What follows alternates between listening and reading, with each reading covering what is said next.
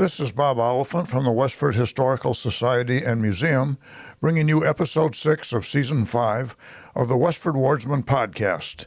The Westford Wardsman newspaper was part of Turner's Public Spirit, a weekly newspaper in Ayer a century ago. In this episode, we'll be reading the Wardsman for the week ending Saturday, February 10th, 1912, and I'll elaborate on what was happening in Westford that week. The week starts with the Westford Center section. The next meeting of the Grange, Thursday evening, February 15th, will be Young People's Night, the committee in charge being Mrs. Misses Beatrice and Lillian Sutherland. The young ladies of the Grange, and the older ones too, are given the privilege of exercising their leap year prerogatives by inviting a good attendance of brother Grangers from this or neighboring Granges. There will be dancing for the light of foot and cards for those more quietly inclined. The regular monthly meeting of the Edward Abbott Hose Company took place at their headquarters on Boston Road on Tuesday evening of this week. Routine business was transacted, and the committee for the recent dance reported a balance of $7 for the treasury. George Gould, caterer, served an appetizing oyster supper, followed by a social hour. There were some enthusiastic games of basketball at the Academy Gymnasium on Wednesday afternoon with the following results. The Academy team scored against the Scouts 11-6. The Academy played against the Independents with a close score of 12-11, and the Independents scored against the Scouts 11-8. Mrs. Herbert V. Hildreth was hostess for the Thimble Club on Tuesday afternoon at her home. There was a good attendance of the members, including Mrs. Thomas Fisher of Lowell, and the usual pleasant time was enjoyed.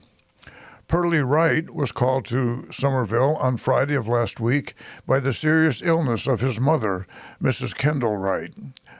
Her maiden name was Susan Elmira Wright, 88 years old. She and her late husband were second cousins.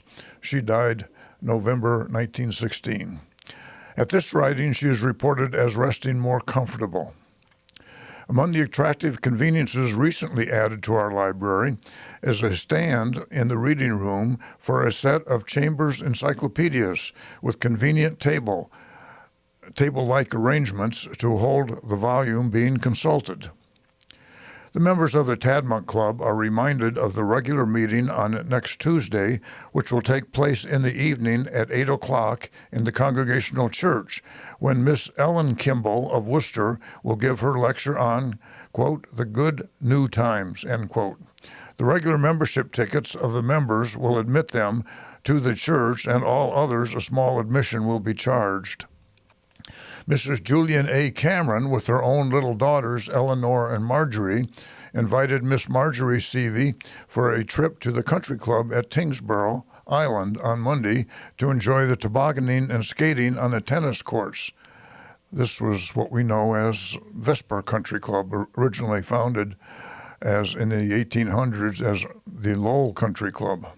Mrs. Charles L. Hildreth and son Roger were guests on Thursday of Mrs. Hildreth's old-time school friend, Mrs. Gertrude Craven Elliott, at her pleasant home in Lowell.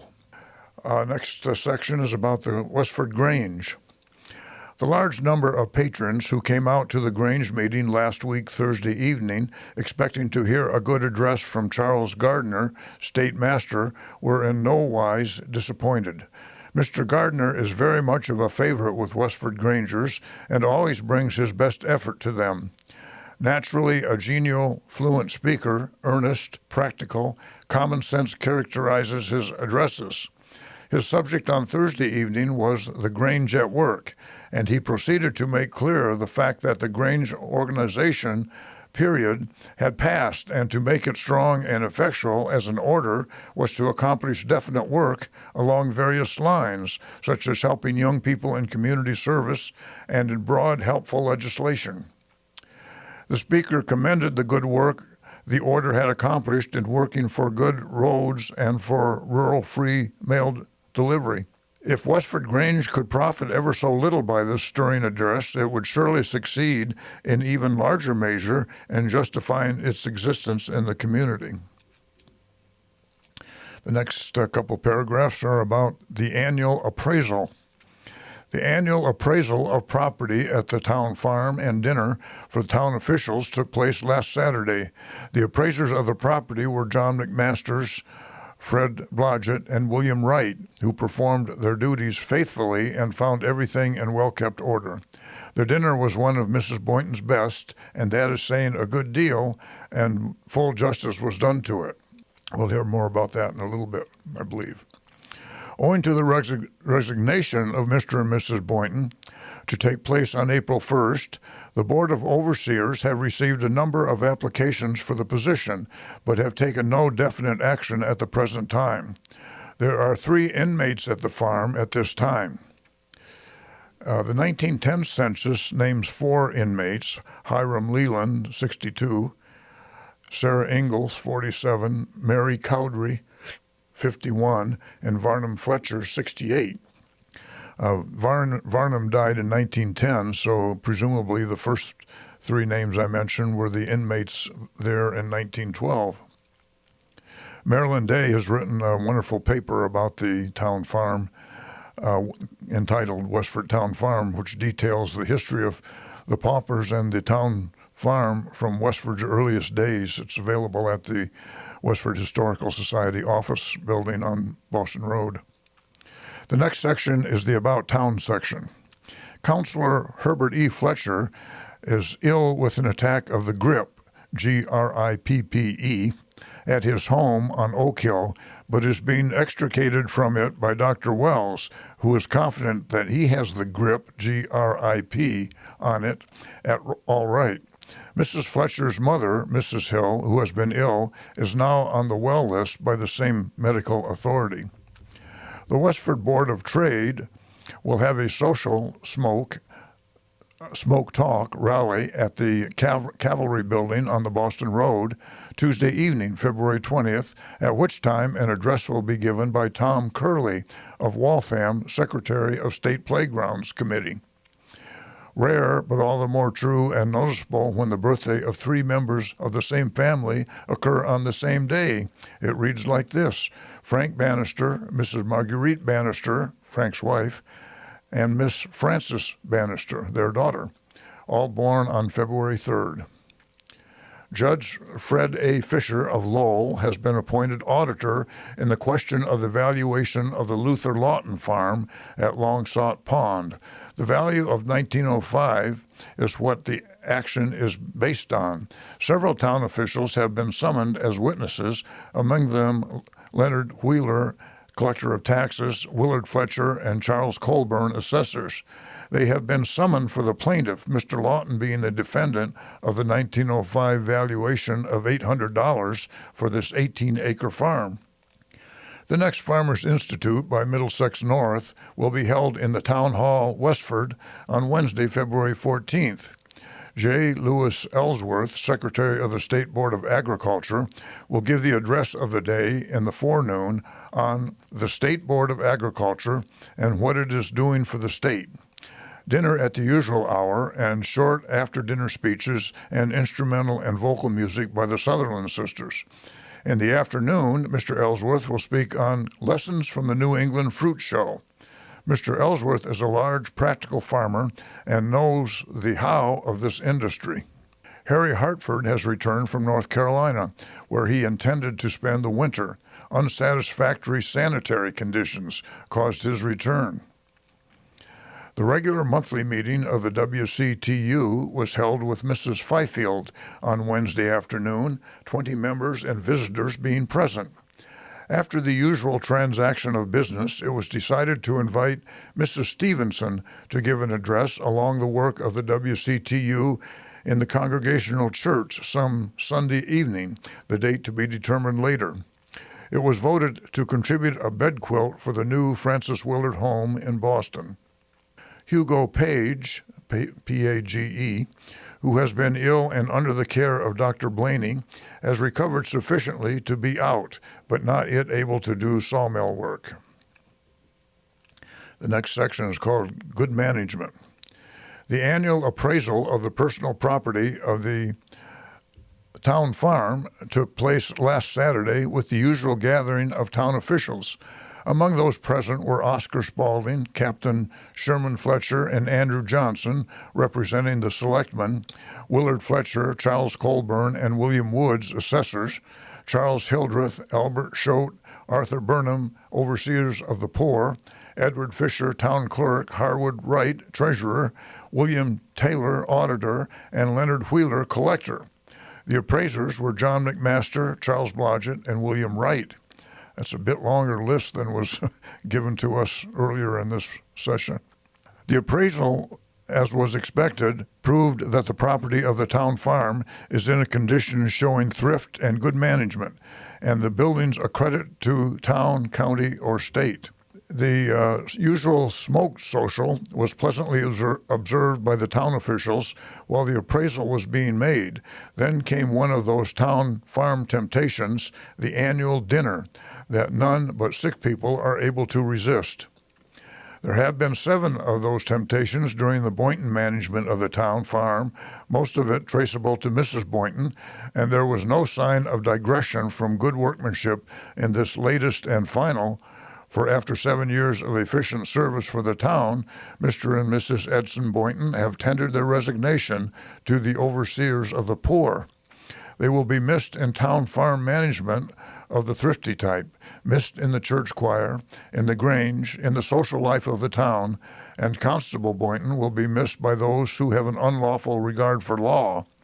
It is expected that their future home will be in Winchester. The next paragraph is about an excellent concert given. The Unitarian Church was well filled on Wednesday evening for the musical concert by the Grace Church Quartet of Lowell. And there's some information about the singers and what they sang. The concert not only was well patronized, but apparently well appreciated. The musical talent of Littleton was well representative. Next, we have the Graniteville section.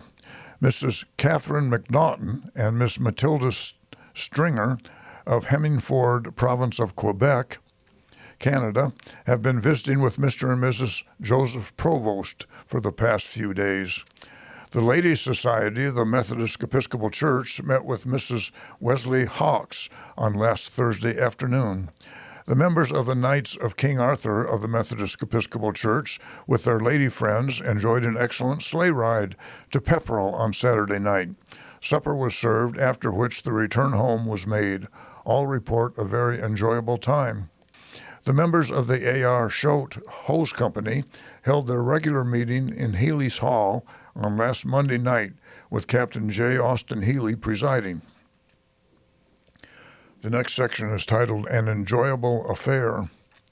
Court Westford, MCOF, that's the Massachusetts Catholic Order of Foresters, held a very enjoyable concert and dancing party in Healy's Hall last Saturday evening that proved a great pleasure to all who were fortunate enough to attend. The entertainment was given by local talent. After the concert program was completed, dancing was enjoyed to excellent music furnished by William L. and Miss Rachel Wall. The next section is titled Closely Contested. A large crowd was present on Forge Pond last Saturday afternoon to witness the second race of the series of speed trials for horses that is being run off weekly. All of the speeders were there, and although the sun was shining brightly, the wind blew a brisk gale across the pond, making it very uncomfortable for the spectators' point of view and quite disagreeable for both drivers and horses. As was anticipated, the field was much larger than the week previous, and on account of so many horses being present, the scoring was more spirited. They finally got away, however, and in 3 interesting heats, Sister Patch from the Gilmore stables and driven by Mr. Gilmore of Acton came under the wire for first honors. Dolly C., owned and driven by J. Austin Healy of Graniteville, took second prize, and the third prize went to Knox Gelatin Boy, owned and driven by Dr. Cyril Blaney of Westford. The Fast Steppers, owned and driven by Ed Wesley of Acton, Harry Harrington of Graniteville, and Hugh McDonald of Littleton, failed to land in the first division in this interesting event. The prizes were as follows. First, a good, serviceable horse blanket. Second, a lab robe. Third, a driving whip. A special race was then run off between Dr. Blaney's Knox Gelatin Boy and J.A. Healy's Nokomis. This race was won by Nokomis. The winner of this event had the pick of the prizes and selected a carving in wood, which was duly presented with the following note appended. Presented to J.A. Healy, first prize in Class B speed contest held at Forge Pond Speedway, February 3, 1912, with compliments of Graniteville Driving Club, Charles T. Brooks, chairman of Racing Committee. Next, we have the Forge Village section. Mrs. Lucretia Reed has as her guests Mr. and Mrs. Monroe Bennett and daughters of Leominster. Cameron School will be closed on Friday in order that the teachers may observe Visiting Day in other schools. Miss Eva Pine and Miss Edith Spinner were the guests over Sunday of Miss Pine in Dorchester. Mrs. Felix Leclerc and daughter, Miss Mary Leclerc, were the weekend guests of their daughter and sister, Mrs. John Paquette of Nashua, New Hampshire. The Daniel Gage Company, who finished their harvest of ice from Forge Pond a while ago and who afterwards went to cut on the Merrimack River, Lowell, have finished their work there and commenced work at North Littleton on Tuesday, probably at Spectacle Pond. An extra large quantity of ice this year, and it is hoped that the price of ice during the coming summer will be decreased. The trees and shrubs here are being thoroughly cleaned of brown tail moth nests by Harry Nesmith, tree warden, and a force of men. A large number from this village expect to attend the Low Holler Singing School entertainment at the Graniteville Methodist Episcopal Church on next Thursday evening. A large party from here took in the sleigh ride under the direction of the Knights of King Arthur of Graniteville on last Saturday evening and enjoyed a most excellent ride to Pepperell. Miss Marion Blodgett, who was completing her postgraduate course at the Lowell Conservatory of Music, gave a very attractive classic recital at the conservatory on Thursday evening. The program was excellent and included compositions from the following masters: Beethoven, Meyerbeer, Rossini, Schubert, Donizetti, Chopin, Schumann, Liszt, Wagner, Raff, and Kramer. It was thoroughly enjoyed by all who had the good fortune to attend. Miss Clara Milo, daughter of Mr. and Mrs. Anthony Milo, died at the home of her parents on Monday at the age of 14 years. The little girl had been a patient sufferer during a long illness. Besides her parents, she lives to mourn her loss, 5 brothers and 2 sisters. Burial took place on Thursday morning. Interment was in St. Catherine's Cemetery. The young ladies of St. Andrew's Mission met Mrs. Warren Sturgis of Groton in Recreation Hall on last Monday evening and spent a most enjoyable hour. Mrs. Sturgis, being a pleasing entertainer, kept her audience interested all through her talk. She is very much engaged in Girl Club work and has been the means of starting a dramatic club here. The last paragraph is about a sleigh ride. Sleigh Ride Enjoyed, it's entitled. Mr. and Mrs. Samuel Blodgett and family of Groton, Mr. and Mrs. Aaron Tuttle of Westford, Miss Laura Brown of Pepperell, and the Blodgett families of the Ridges, Groton, 16 in all, enjoyed a sleigh ride to Lowell last Saturday afternoon, their destination being the home of Mr. and Mrs. William Blodgett of Lamb Street, Pawtucketville. On the arrival of the sleighing party, a bountiful supper was served, including a delicious oyster and bean supper, ice cream, cake, and other tasty sweets. After supper, a musical evening was spent, after which the merry party started on their homeward journey. Mr. and Mrs. William Blodgett accompanying them, being the guests of Mr. and Mrs. Samuel Blodgett over Sunday. And that's the news in Westford for the week ending February 10th, 1912. Thank you for listening, and thanks to Ryan Cousins of WestfordCAT for providing technical support. You can find transcriptions and podcasts from the Wardsman at our website at museum.westford.org or visit the Historical Society's Facebook page for more Westford news from days gone by. This is Bob Oliphant, and I hope you will join us for next week's Westford Wardsman podcast. Thank you.